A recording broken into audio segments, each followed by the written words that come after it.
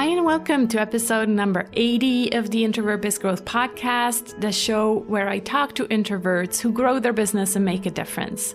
I'm Sarah Zanagroce, and I'm so excited that you're spending this time with me today for another great episode. I'm just got back from a long weekend camping with friends. Well, actually, it was glamping because we were not in a tent, but in a mobile home with really cozy beds. But it was, lovely to just be outside in nature and watch the fields and watch the wind. We had some windmills in front of us, and it was just, great times. And it's so important, I think, to take time off. I didn't bring my laptop. I did have my phone, but the internet was so bad that I only kind of went to the reception to check emails once. So it was just great to be offline for a while.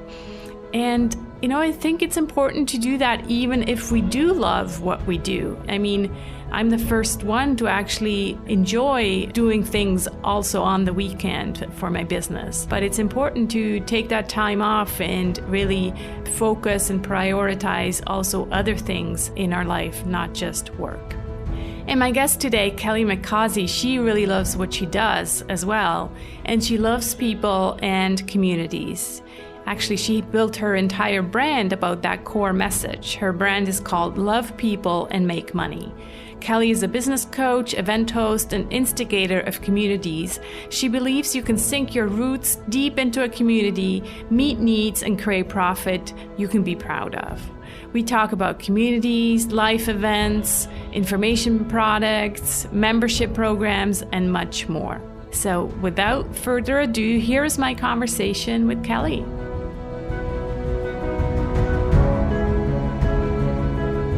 Hi, Kelly. How are you? I'm great. Good to be here. Yeah, good to be here too. I think we have connected several times over the years, and I'm so glad we finally get this chance to sit together or almost together in our separate locations and have this chat. So, Kelly, I just read the official bio in the intro, and I want you to tell us the real story, the behind the scenes about who you are and how you've built your business and where introversion comes in. And we just had this conversation offline about, maybe you're more an ambivert. So tell us all about that as well.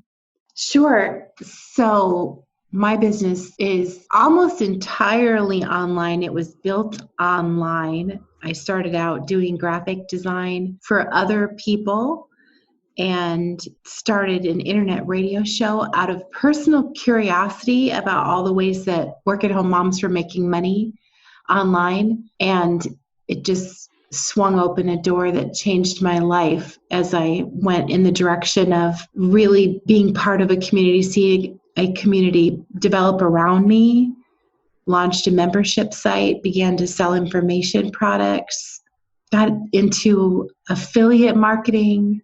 And as I just pursued my curiosity and tried things out, my life changed. I set myself free from debt. I quit my day job. I went into all of this full time, and it's been such an amazing experience ever since. It's been 17 years since I got started. Wow. You're like part of the first ones who had an online business, I guess, right? When the internet first started. Well, there are people who go back like 4 or 5 years before me. So they would say, no, she's not one of the first. But I was definitely the first work-at-home mom internet radio show and podcast. So I do proudly wear the podcasting pioneer hat. That's great. So you just went through a rebranding, so to speak, right? So tell us about your new brand and what it is you do there and what has changed, or if it's still the same thing, just under a different name. So my brand is Love People and Make Money. I believe if you sink your roots deep into a community, look around, find the needs and meet them one by one, whether you're meeting them directly or you're recommending someone else who can meet that need, you're going to create profit. And for me, that was work-at-home moms in the beginning. But then my son grew up, moved out, got married, gave me a grandchild. When I no longer had to be home in active parenting, I started to travel and enjoy more flexibility. So work at home mom no longer fit as a identity. Mm-hmm. And at the same time, it didn't fit so much as a target market because much of that market liked that I talked about how to make money from home online without travel, without extra complication. Work at home moms need things to stay simple. And when my life didn't stay so simple, I didn't resonate with them as much. So I made a shift. And Love People Make Money, the brand that I'm in now, just represents another shift for me, is that I'm no longer a solopreneur. For many years, from 2011 to 2017, I embraced the identity of solopreneur. Mm-hmm. And I would say I run a business light and tight on purpose. And I had created a business that I could run. You know, I did have a VA, but I could have run it myself. I could have done it alone. But there came a point where that just wasn't true anymore. I have 5 distinct brands. 3 of them I have partnerships with. I have a team. If my team left me, I'd lose my mind. So I'm not a work-at-home mom anymore. I'm not a solopreneur anymore. Who am I? I went through this identity crisis, and then I just realized the brand had to be about an identity. I wanted it to be about what I do. I love people and I make money. That's beautiful. Where did the blue hair come in? Was that part of the change, or was that completely unrelated? It is unrelated, but it is starting to become a bit of a brand. I think so, yeah. So last year, this is the second time I've done it. I did it the first time in 2011, but I did a fundraiser for St. Baldrick's. Mm-hmm. They raised money for childhood cancer research. And in advance of shaving my head for the fundraiser, I like to color my hair and have some fun and use that to get attention for the fundraiser. So back in 2011, my hair was pink, and then it was purple, and then it was gone. And this time I went with teal, and I got such feedback about it, and I loved it myself. Just everything about it felt so me that when my hair grew back, I dyed it again. So the reason I wanted to color it before the fundraiser is that when you're shaving your hair, you don't have to keep up the color. Yes. But on a day-to-day basis, keeping up a bright color, there's a lot of maintenance involved. I'm not a yes to that forever. Right. But for now, it's fun. For now, it's you. Yeah, that's wonderful. Yeah. All right. So tell us about your business model, because that's what the introverted entrepreneurs are always interested in learning more about, is how different people run their business differently. So you already said you're kind of running 3 brands at a time and have collaborations. So is it still info products that you're selling, or is it something else, membership sites? What exactly is it? So the foundation of everything I do is content marketing and community building. So at Love People Make Money, I blog, I podcast, I sell information products about specific things, and I run a group mastermind. I do private coaching, and I host an event every year. And then my side steps are like, there's Beachpreneurs that I do with Nicole Dean. That's the private beach retreat and the hotel conference every year. I own a hosting company, MomWebs Hosting. And I have 2 different private label right content brands, White Label Perks and Daily Faith PLR, where we develop rebrandable content that other people can buy a license to and use in their business. Right. I think, yeah, that term PLR, right? Private label rights, probably not everybody in the audience knows what that is. And you just explained it really well. It's content that you get a license to that you can then resell the content by adding your own content to it or changing it however you like, and then adding your logo to it and either use it with your clients or sell it on your site. And so you own two different PLR companies, you said. Yes. White Label Perks, we develop content for business topics and self-development topics. Okay. And Faith is focused on supporting Christian publishers, Christian bloggers, ministries, churches. Wonderful. So yeah, you have really kind of a foot in every possible avenue, like live events and then other things that don't need your energy. Because when we talk about introversion, it's a lot about energy, right? Which ones do need our energy? And the live events, well, they need a lot of energy. So you have to really be there. And yeah, for a real introvert, that's really draining. And then usually we need to recover after those events and just kind of regain our energy. So how do these live events feel for you?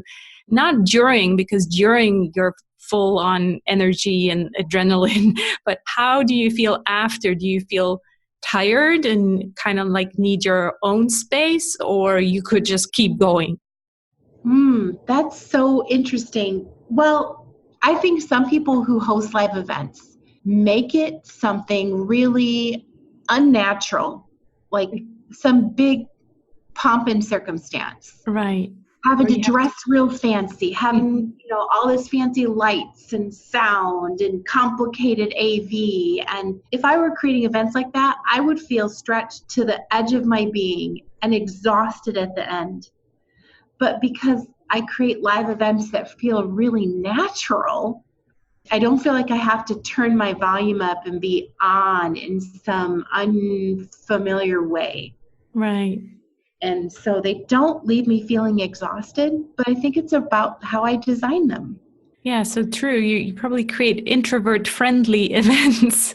And knowing that some of them you create with Nicole Dean, who has been on the podcast as well, who's clearly an introvert, maybe she also kind of, definitely puts that energy into it. And so it just feels just, like you said, very natural. And there's no like putting on this mask, because I think that's what's tiring, is putting on this mask of being someone that we're not. And then you just feel like, oh my God, finally I can take off that mask and just be myself.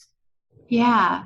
Nicole being such a strong introvert, our beach house retreats, when I went to her back in 2010, we were traveling together we were out in San Francisco, and I was pestering her. I'm like, I want to do something that would elevate our brands and attract awesome people. I had a great interest in doing something for a small group of women. And she said, well, if we did it at the beach, I think I could get into that. And so that's where the Beachpreneurs Beach House Retreat came from. The emphasis has always been on, this is an introvert-friendly thing. There are a lot of introverts who will not go to a hotel conference. Right. And a retreat where there's no more than 15 human beings in the space, that might even push some people like, oh, that's a lot. But it's safe. And we designed a schedule that is so pressure-free. Right. Lots of downtime, lots of self-directed time. Yeah. It's interesting. I'm sure you know Lou Bortone. Yes. As well, right? So he has been on the show as well, definitely an introvert, and he hosted a retreat in Tuscany 2 years ago. And so I was like, oh, finally something in Europe that I can go to. So I went there. It was a great week, but obviously there was introverts and a lot of extroverts too. Yeah, for me, it took some courage to say, for example, I like to have my alone time at night, especially because otherwise I'm so wound up that I won't be able to sleep.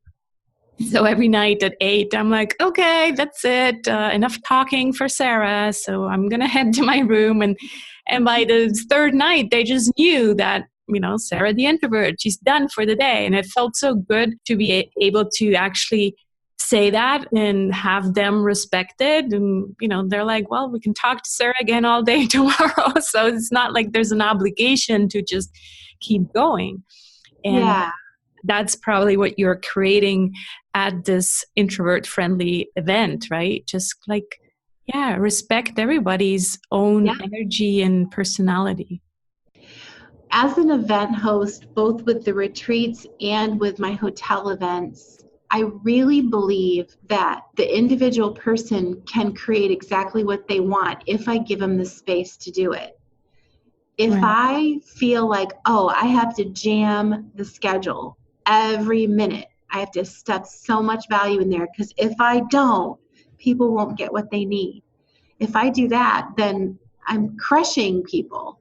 Right. I'm not giving them any choices. I'm not trusting them to design what they want. Yeah. And freedom of schedule is just huge. It is. Yeah. Great. All right. Take me to an aha moment, some time where this light bulb went on. Maybe it was when you changed your brand or something else big, either business or life related, that you want to share with the audience. So an aha moment, a favorite of mine, I went to a radical leadership retreat in 2013. And for many years in running my business, people had been telling me, you should charge more, Kelly. I had a lot of mindset issues around money that came from never having made a lot of it and always being in debt, having some poverty mindset in there. And much of that had already been dealt with. But when people would say, you're not charging enough for your coaching, I was really resistant to their advice. Mm-hmm. So at the Radical Leadership Retreat, they teach about ego versus essence. And they introduce a diagram called the trickster's triangle. And I recognized myself, the options on the triangle are to be the hero, the victim, or the villain. And I recognized that my resistance to charging what I was worth was me being a hero, that I feared if I raised my prices, if I charged what I was really worth, the people who need me won't be able to afford me anymore. Right. I would be leaving somebody behind. Mm-hmm. And because I was so enamored and attached to being the hero, I felt like I couldn't do it. But the aha moment was in realizing, if you are playing the hero, you are drawing victims and villains into your space. Mm-hmm. You have to. The story can't be told. You can't be a hero if you don't have a victim to save or a villain to vanquish. Wow. That is huge. Yes, I see it. I clearly see it.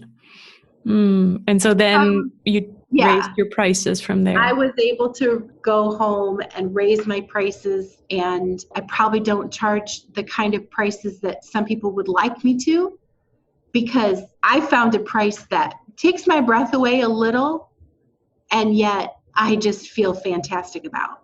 Right. Yeah. In my new program that I'm working on, it's called Anxiety-Free Marketing. And one of the big topics is also underselling, because I think as conscious entrepreneurs, you're not the only one who's dealt with this, right? There are a lot of conscious entrepreneurs. They think they do their audience and probably also themselves a favor if they're not charging high prices. Yeah. However, what you just shared is exactly what's happening. Not only, are you attracting the villains maybe and the victims, but you're also end up frustrated, and it eventually is going to kill the business. So yeah. I think this is a huge topic for conscious entrepreneurs, because they want to apply fairness to business, which is good. And that's why I liked what you just said now. It's still about fair pricing, right? There's also unfair pricing, which I'm not a supporter of, but fair pricing, it needs to be sustainable for both parties. Yep. If business coaching is something I do, but it is not the only thing I do, if I didn't have my own income streams, if all I did all day was coach, I would need and want to charge more. It'd be my entire business model. Yeah. But it isn't. And so I just reject the idea that because I do have freedom of income, I reject the idea that as a coach, I've got to be charging that. Mm-hmm. There are people who are like, well, with all your experience, you should be charging $20,000 a year.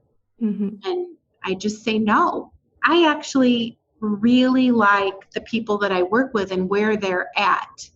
Yeah. And that's not me being a hero.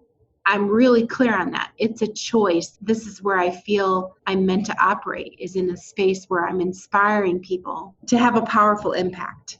And the people who need that the most are the people who aren't quite ready to spend $20,000 a year. Yeah, exactly. Because you help them elevate and go to the next level.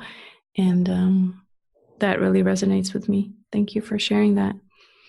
Let's change gears a bit and talk about the 3 golden nuggets, like I like to refer to them. So the first one is something that you do on a regular basis, a habit that you think contributes to your success. A personal habit that I've embraced over the last year is to sit down each morning and write a creation statement. It's not really an affirmation. It is just looking ahead at what do I want to create. I've been getting really intentional about what I want to create.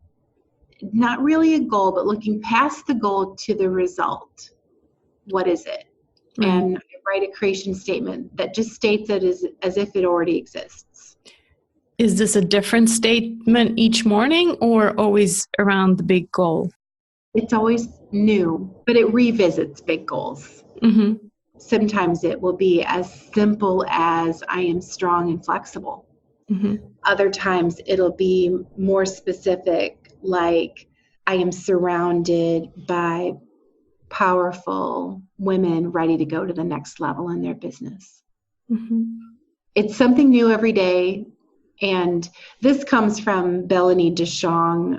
Her Live It Choice program teaches you to create creation statements. And I have a partner who we then message each other each morning to tell each other what we wrote down. Oh, that's nice. Yeah, I like that. And I like the name creation statement rather than affirmation. Great. Yeah. Affirmation, Bellany believes that affirmations just send you into resistance. I know my brain does that. Yeah. Yeah. And the goal of a creation statement is if you're going to sit down and create intentionally every morning, you will begin to notice the stuff in your life that's not congruent with that creation. And that creates awareness. Mm-hmm. All right. Something a bit more. We talked about being, now something more about doing. What about an internet resource, something that you use online every day? So I use Voxer. Voxer is a smartphone app. It's a walkie-talkie. Over here we have WhatsApp. In Europe, we don't really use Voxer, but it's the same thing. Yes. Yeah, so Voxer I'm actually paying for the pro version. Mm-hmm. So I use it with my private coaching clients get to Voxer me every business day with a question. Plus on Mondays, I Voxer everybody a thought to start the week on. I communicate with my team some on the Voxer app. If my message is less than 30 seconds, the app will automatically transcribe it for me. Ooh, that's nice. I love that when I'm brainstorming sales copy with clients. Yeah, that's great. Because I might say, let's try the headline like this. And then I can just click, transcribe that. That's awesome. So that's with the paid version. Yes, absolutely. We did test that out. Because it was something I didn't notice. I've been using Voxer for years, and they actually added that feature 2 years ago. And I only noticed it like 2 weeks ago. Well, better late than never. Yep. Awesome. What about a book that you would recommend and why? Ooh, I love my books. Has anyone ever recommended The Big Leap? Don't think so. At least not recently. So The Big Leap by Gay Hendricks. I've read it 5 times. Must be really good. He introduces the 4 zones: incompetence, competence, excellence, and genius.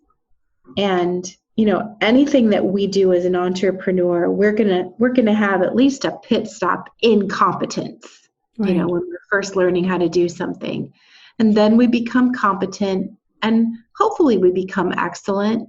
But genius, like I'm good. I'm competent with accounting. I'm never going to be excellent with it, and I'm certainly never going to be a genius. Yeah, raising my hand here.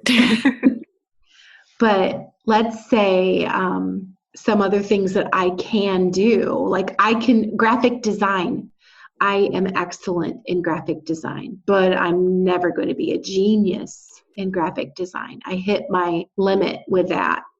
But now let's talk about community, creating, fostering community.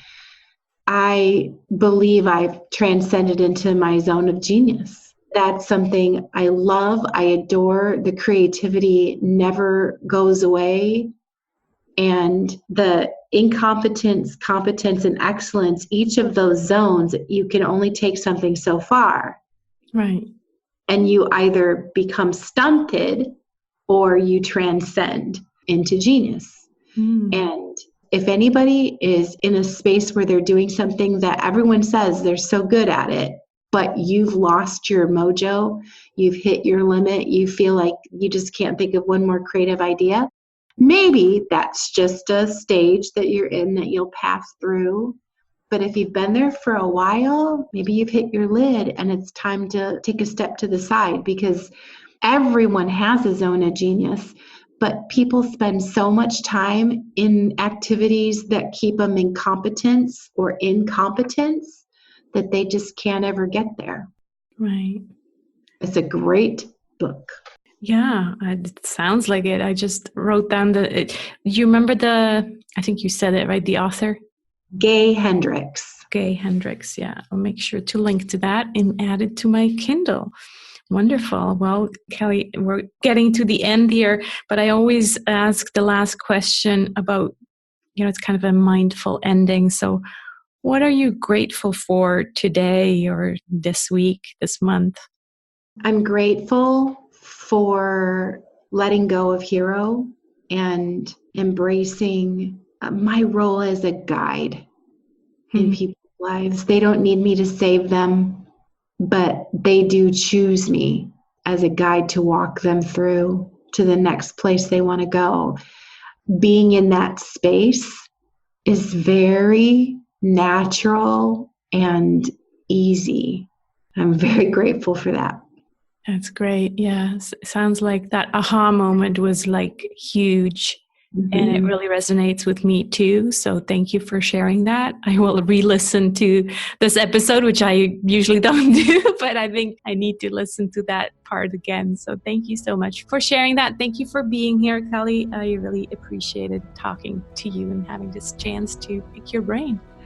Thanks for having me. You asked wonderful questions. Thank you. Thank you so much.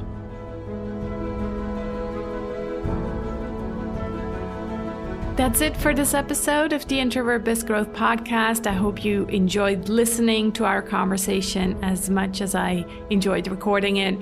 Please go check out Kelly's website at lovepeopleMakeMoney.com, or you can also go to LPAMM. Took me a while to figure out that stands for Love People and Make Money, LPAMM.com, because there she has a great giveaway, her brandable content bundle that you can download for free.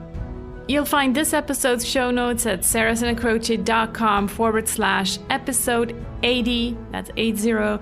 And if you're listening to this show on a mobile device, you can click on the description and you'll find all the clickable links in there.